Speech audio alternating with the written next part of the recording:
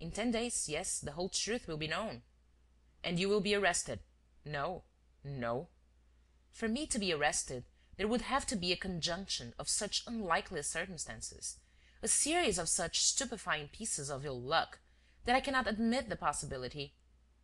What neither circumstances nor luck may be able to effect, Monsieur Lupin, can be brought about by one man's will and persistence. If the will and persistence of another man do not oppose an invincible obstacle to that plan, Mr. Shears. There is no such thing as an invincible obstacle, Monsieur Lupin. The two exchanged a penetrating glance, free from provocation on either side, but calm and fearless. It was the clash of two swords about to open the combat. It sounded clear and frank. "Joy!" cried Lupin. "Here's a man at last! An adversary is a rara avis at any time, and this one is Holmlock Shears. We shall have some sport." "You're not afraid?" asked Wilson.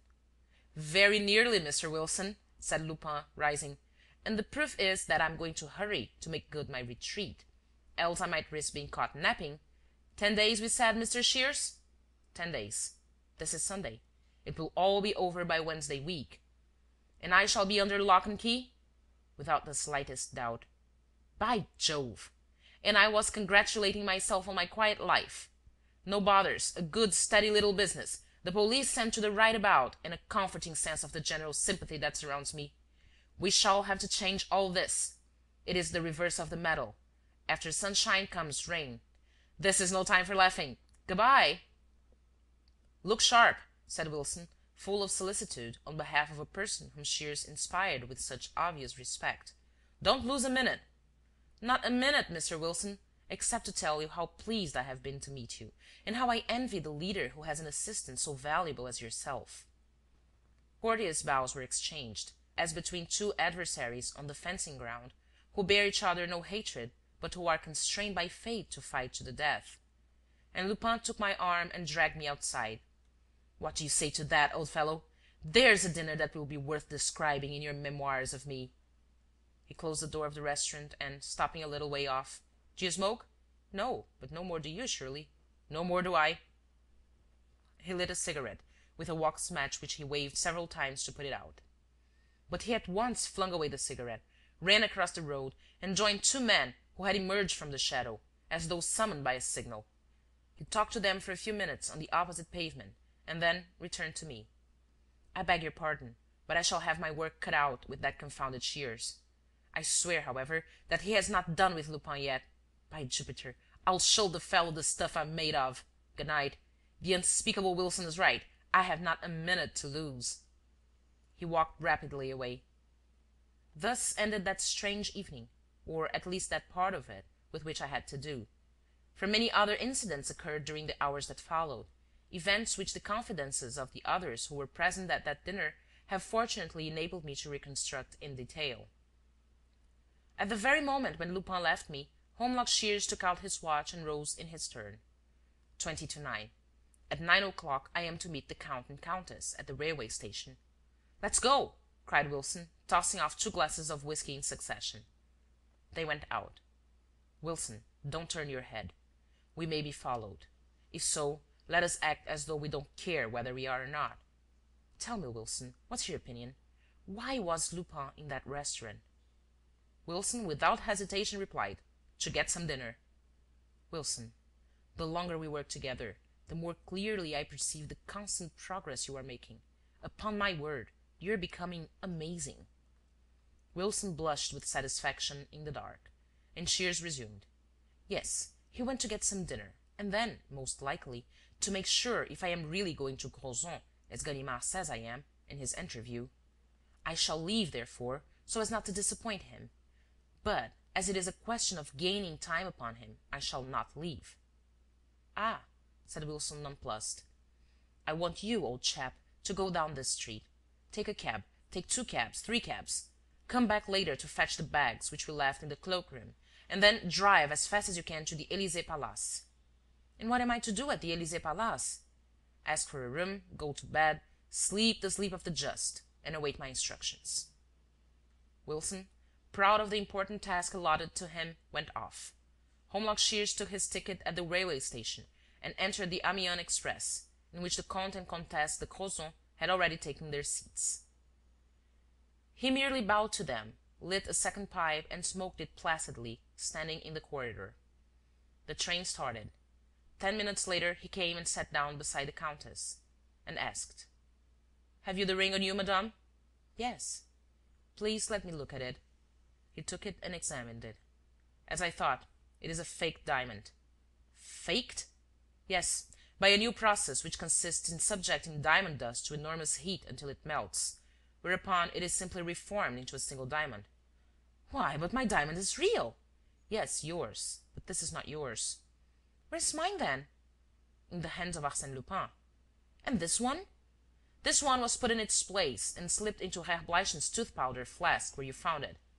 "Then it's an imitation?" "Absolutely."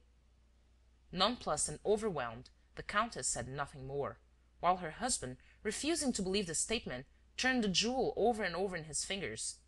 She finished by stammering out: "But it's impossible! Why didn't they just simply take it? And how did they get it?" "That's just what I mean to try to discover." "At Crozon?" "No, I shall get out at Creil and return to Paris. That's where the game between Arsène Lupin and myself must be played out. The tricks will count the same, wherever we make them. But it is better that Lupin should think that I am out of town. Still, what difference can it make to you, madame? The main object is your diamond, is it not?" "Yes." "Well, set your mind at rest. Only a little while ago, I gave an undertaking which will be much more difficult to keep. On the word of Holmlock Shears, you shall have the real diamond back." The train slowed down. He put the imitation diamond in his pocket and opened the carriage door.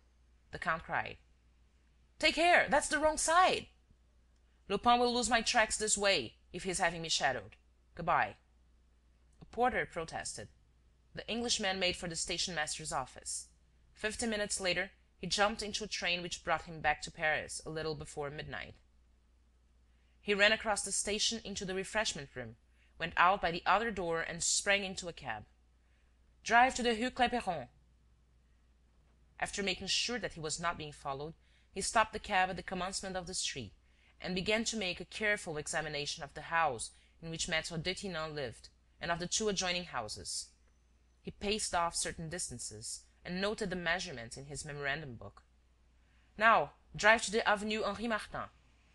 He dismissed his cab at the corner of the avenue and the Rue de la Pompe, walked along the pavement to number 134, and went through the same performance in front of the house which Baron d'Hautrec had occupied and the two houses by which it was hemmed in on either side, measuring the width of their respective frontages and calculating the depth of the little gardens in front of the houses. The avenue was deserted and very dark under its 4 rows of trees, amid which an occasional gas-jet seemed to struggle vainly against the thickness of the gloom.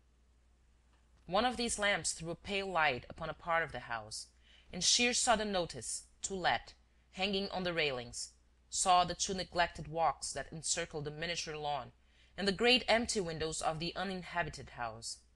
"That's true," he thought. "There has been no tenant since the baron's death. If I could just get in and make a preliminary visit!" The idea no sooner passed through his mind than he wanted to put it into execution. But how to manage? The height of the gate made it impossible for him to climb it. He took an electric lantern from his pocket, as well as a skeleton key which he always carried. To his great surprise, he found that one of the doors of the gate was standing ajar. He, therefore, slipped into the garden, taking care not to close the gate behind him. He had not gone 3 steps when he stopped. A glimmer of light had passed along one of the windows on the 2nd floor. And the glimmer passed along a 2nd window and a 3rd, while he was able to see nothing but a shadow outlined against the walls of the rooms. And the glimmer descended from the 2nd floor to the 1st, and for a long time wandered from room to room. Who on earth can be walking about at 1 in the morning in the house where Baron d'Hautrec was murdered? Thought Shears, feeling immensely interested. There was only one way of finding out, which was to enter the house himself. He did not hesitate. But the man must have seen him as he crossed the belt of light cast by the gas-jet and made his way to the steps, for the glimmer suddenly went out, and Shears did not see it again. He softly tried the door at the top of the steps. It was open also.